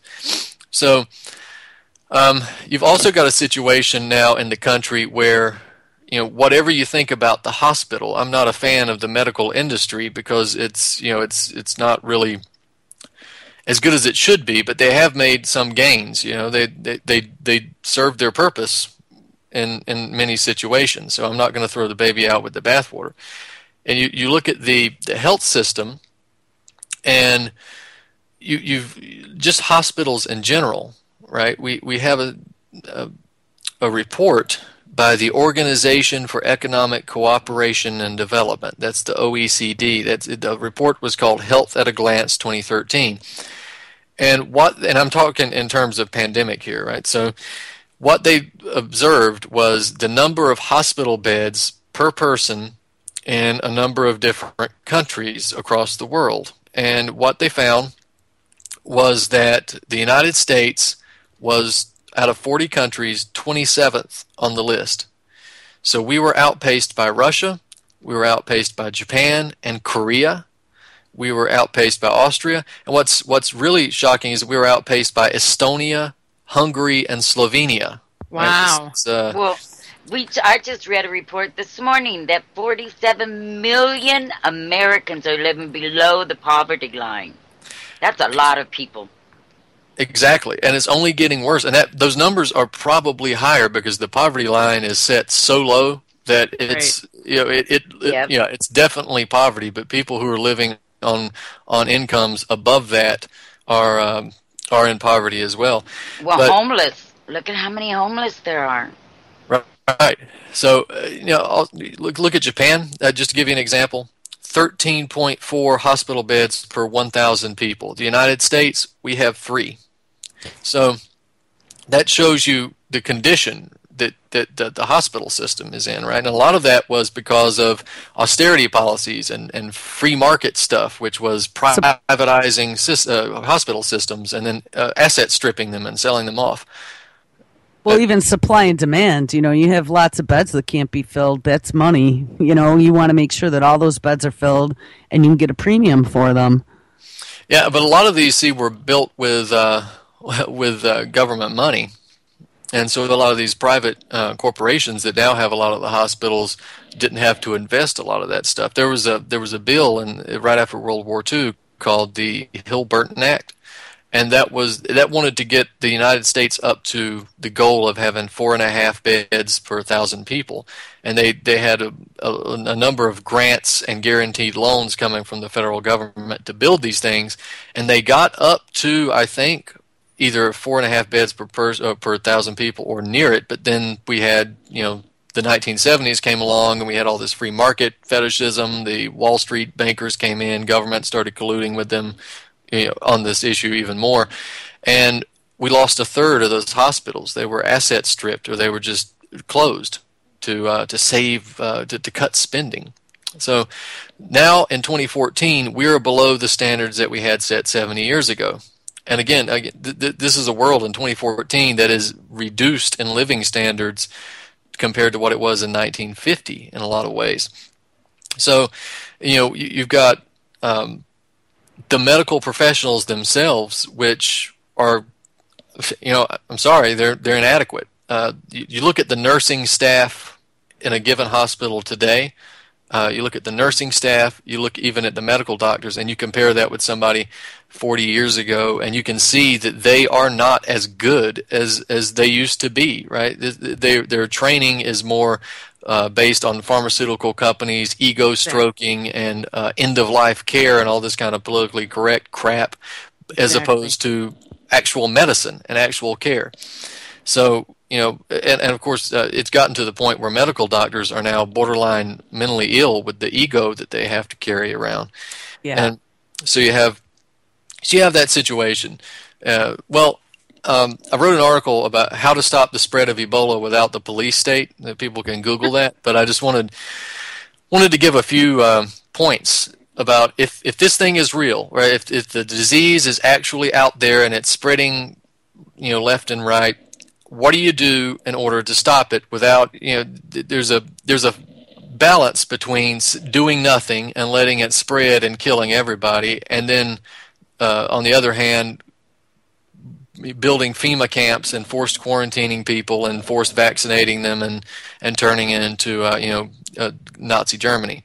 So one of these things, of course, is to halt flights coming from infected countries, right? You've got people coming in from Liberia, Sierra Leone with Ebola. You don't let them in. It's very simple. It's political correctness is just going to have to take a back seat to the health of 300 million people. I'm sorry for George Soros and Open Society Institute that's been pushing this stuff. They've been claiming that the George Soros group has been claiming that if you stop flights coming in from Africa, that's racist. Well, it just drives me nuts. Racism seems to be like the answer for everything now. Anytime that you're against whatever the majority puppets are trying to tell you, you're a racist. Yep. Well, that's why Obama was put in office. Well, right. Wasn't that the whole mantra then? Well, again, the health of 300 million people, you can call me whatever you want, but they just can't come in if they've got Ebola. I think that's reasonable. The other thing you're going to have to do is, again, you're going to have to secure the borders. You cannot have a situation where you've got a gaping hole at the southern portion of the country where anybody can come in anytime, do anything. It is a danger to national security. It does lower living standards. They do bring in disease. That's not the people's fault, but when you have people who have low living conditions and they're crammed into cattle cars to get to the border, and then they spend days walking across the desert and stuff, they're going to get sick and they're going to bring in disease. And if somebody wants to come across the border and have a disease, then all they've got to do to Mexico is go to Mexico, and they can walk right into the country. It's easier than buying a flight. And not only are we just not letting them in, we are distributing them across the country. Yeah. So that's got to stop. So again, the idea is that you've got to close the borders, and political correctness will just have to take a back seat for a change. And point number 3 here, we got this police state stuff. We got to forget the police state, right? You don't violate the rights of an individual to stop a pandemic or handle a national emergency or to protect this myth of the collective, right? That is unacceptable, because once you start doing that, that is a totalitarian state. You start violating the rights of an individual, you cease to exist as a free society, and therefore you negate your justification to exist as a state, because the idea is that the state will protect the rights of the individual. So if it stops doing that, then it negates itself. So you got to forget the ideas of forced vaccination or coerced vaccination. No forced removal, no relocation of citizens, none of that stuff. That's got to be thrown out. That's just got to be something that cannot happen. I'm wrapping up here. I know we're about to run out of time. The idea of perhaps this disease could spread. Let's say that isn't enough, and it spreads to the point that we've got a serious danger of contamination of the general population, right? And that we have to stop this spread. I think that, again, forced removal from somebody's home is not an option, and neither is forced medication. So if an individual does not want to seek medical attention, if they say, I don't want to do hospitals, I don't want to have anything to do with that, then I think that's well within their rights. So if an individual is infected with Ebola or a pandemic virus that's deadly and contagious, high enough kill rate, then shelter at home. I think that's fine. The treatment and supplies can be brought in from the outside if they need them. And yes, it will be done at the expense of the U.S. government. We can use the nationalized Federal Reserve for that, right? I think that's a justified expense. So you can shelter at home. People can stay in their homes, and if they decide to get on a bike and ride around like this idiot in I don't know where she was at, Maine. In Maine, then then you can be dealt with, right? Because then you're endangering other people out in the public sphere. So, but no forced relocation from a person's home. And I would also say that you've got to have. If the disease is real and it's providing a threat to the general population, then we need an immediate Manhattan Project-style effort to understand the causes, the treatment, and cures for it. Not just asking Merck to come up with a convenient vaccine that's probably going to make Merck more money when you get Guillain-Barré syndrome or something, but actually having a nationalized Federal Reserve extend 0% interest credit to have this Manhattan Project style effort. This is mobilizing all the scientific communities, public, private, the universities, businesses, whatever, in order to discover a cure. And then you discover the cure, you develop it, and you share it with the world, right? This is how scientific I think research. they have a cure. But that's what they're doing now all over Africa. I just read that there are 4 pharmaceutical companies and more on the way that are already doing human testing with some of these majorly experimental vaccines, some with technologies that have never been used in humans before that we know. Yeah, but I think that's probably again, the vaccine science issue is there's no evidence that those things even work. So I mean, I think that's a little something different. What I'm talking about is actually finding a cure for these diseases that doesn't involve vaccines, right? If we got a vaccine that works, fine, but I haven't seen any evidence that any of them ever work.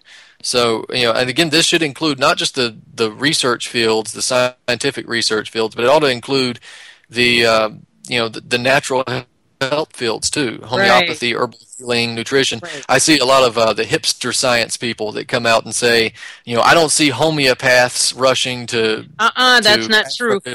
Dr. Mercola is going there right now with his UV blood machine and vitamin C, and he's proving that's going to cure this disease. Well, it's not Dr. McCullough. It's that doctor that McCullough interviewed. Oh, right, yeah, and that was ozone, by the way. Yeah, ozone. Yeah. So they can claim this if they want, but I'll argue too that you don't see medical doctors constantly attacked by the FDA and underfunded and completely ignored as if they're a quack science. So if that's the case, if you're going to criticize homeopaths for not going to Africa, well then fund them and give them the money like you're giving it to the medical doctors, and then we'll see if homeopaths stay home.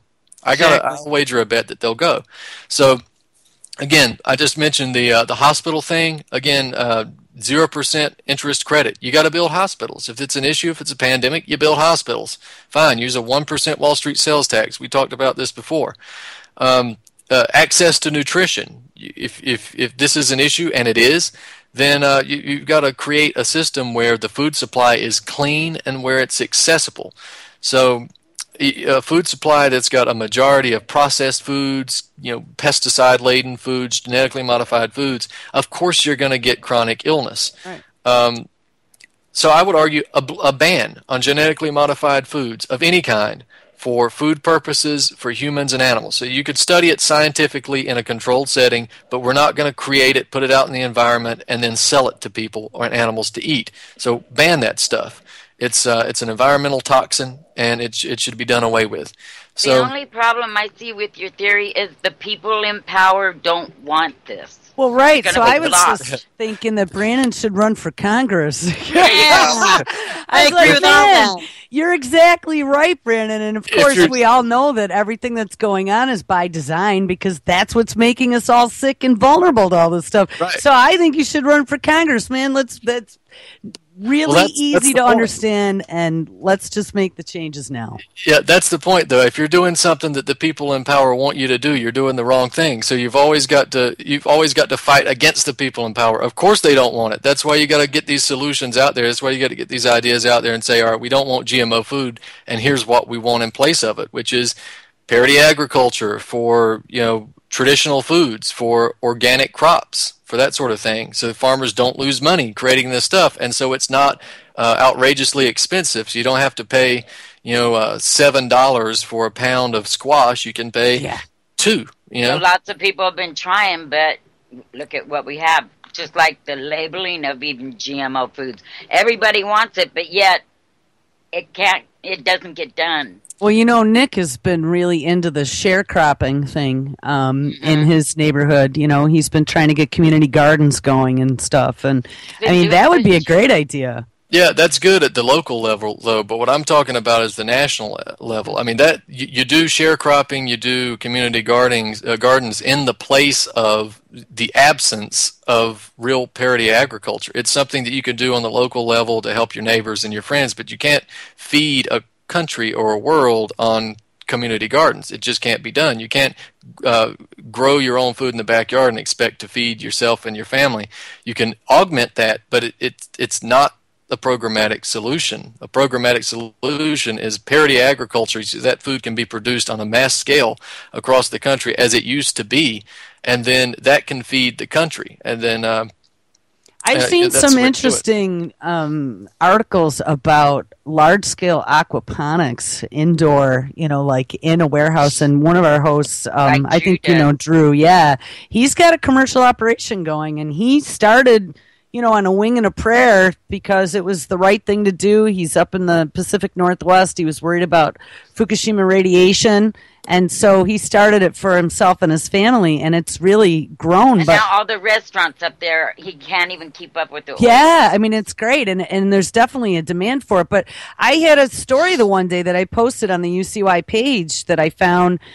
They were showing, I don't know, it was like in Japan or one of the Asian countries that they had these towers, and in the towers was this big aquaponics tower, and it said that they literally could grow food for millions of people in this project that they're currently working on. I think that would be a great idea. Make sure it's all heritage seed, non-GMO. I think you could make some great money and feed people economically. But here the EPA would be right down your necks. The FDA. I'm sorry.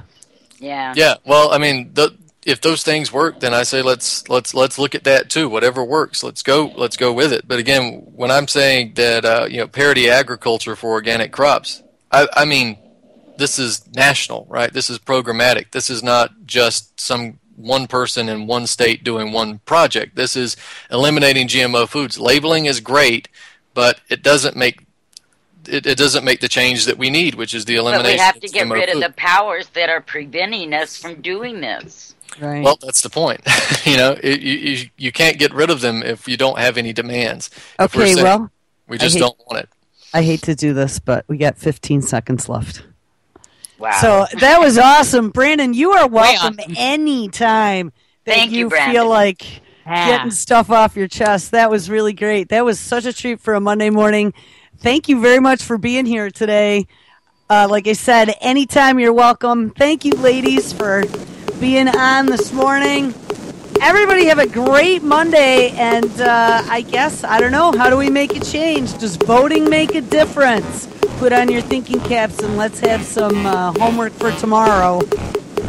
All right, guys. Brandon, have a great day. Wendy, Zorie, everybody listening, take care. Thanks.